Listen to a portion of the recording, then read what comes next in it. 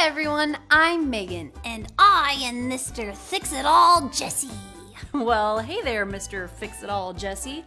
It looks like you have some important things in your tool belt. Why, yes I do, Megan. I have tape, I have glue, and of course, string cheese.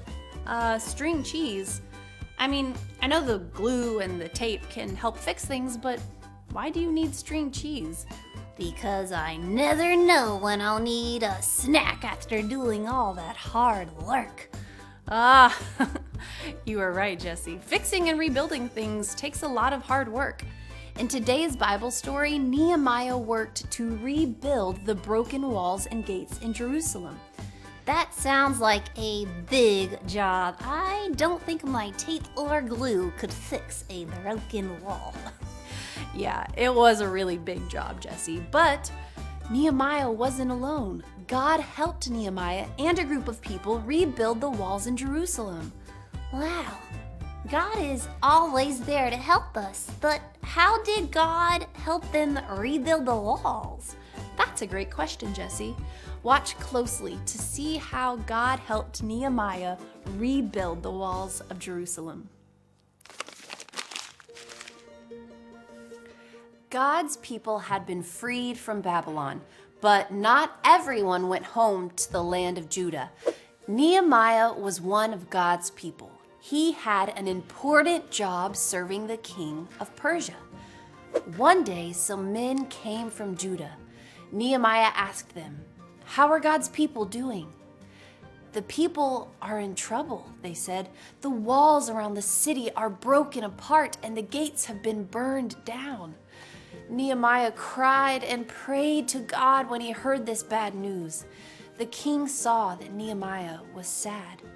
"What's wrong, Nehemiah?" the king asked. Nehemiah said, "The city where my family is from is in trouble. The walls around the city are broken and the gates have been burned down." So the king sent Nehemiah to Jerusalem to rebuild the city. In Jerusalem, Nehemiah led the people to rebuild Jerusalem's wall and fix the gates in the wall. Everyone in the city worked together on the walls. Before long, the wall was halfway rebuilt. Some men who lived nearby did not like God's people, and they did not want them to have new walls to keep them safe. The men made fun of God's people and made a plan to attack them. Nehemiah did not want the people to be afraid. "God is great and powerful," Nehemiah said. "If our enemies attack us, God will fight for us."